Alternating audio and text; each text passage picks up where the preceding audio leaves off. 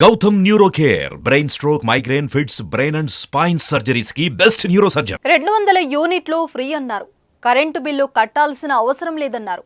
ఈ నెల current bill కట్టాలా వద్దా, ఫిబ్రవరిలో ఫ్రీ కరెంట్ వస్తుందా లేదా ఇలా ఆలోచించే వారికి రేవంత్ సర్కార్ త్వరలోనే గుడ్ న్యూస్ చెప్పే అవకాశం కనిపిస్తుంది.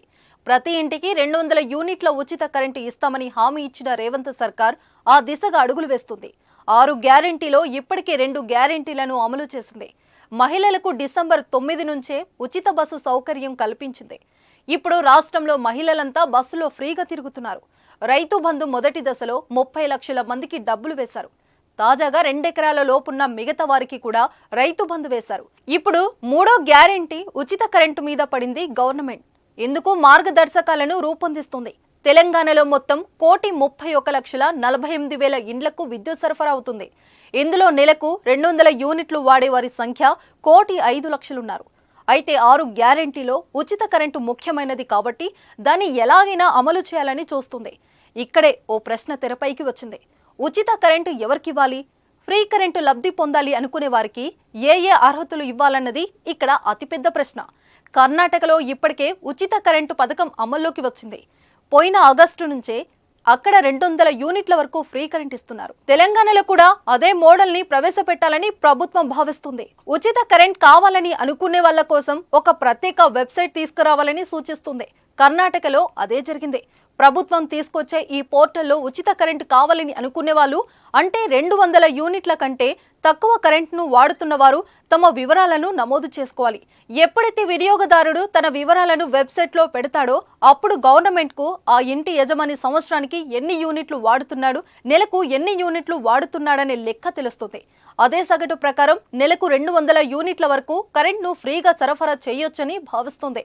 ఇప్పుడు కర్ణాటకలో అదే జరిగింది. అయితే 200 యూనిట్లు వాడే ఈ 1,05,00,000 విద్యుత్ కనెక్షన్ల నుంచి డిస్కంలకు నెలకు 350 కోట్ల రూపాయల ఆదాయం వస్తుంది.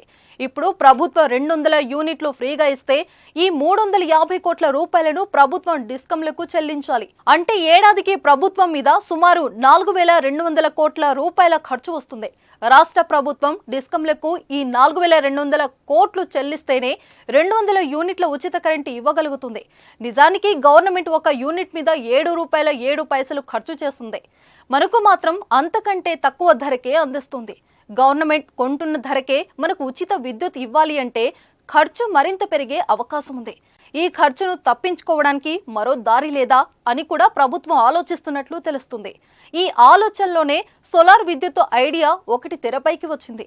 ఉచిత కరెంట్కు బదులు ప్రతి ఇంటికి సోలార్ విద్యుత్ సౌకర్యం కల్పిస్తే ఎలా ఉంటుందన్నది ఒక ఆలోచన. ప్రతి ఇంటికి సోలార్ విద్యుత్ ఇవ్వాలి అంటే గవర్నమెంట్కు 10,000 కోట్ల రూపాయల ఖర్చు అవుతుంది. 2 కిలోవాట్ల సామర్థ్యం ఉన్న సోలార్ విద్యుత్ యూనిట్ని ఏర్పాటు చేయాల్సి ఉంటుంది. దీనికి 1,30,000 రూపాయల ఖర్చు వస్తుంది. ఇందులో కేంద్ర ప్రభుత్వం 36,000 సబ్సిడీ ఇస్తుంది. మిగిలిన 94,000 రాష్ట్ర ప్రభుత్వం భరించాలి. అందుకు రాష్ట్ర ప్రభుత్వం ఓకే చెబితే ఉచిత కరెంట్పై ఒకేసారి పెట్టుబడి పెట్టినట్లు అవుతుంది. ఇచ్చిన మాట కూడా నిలబడుతుంది.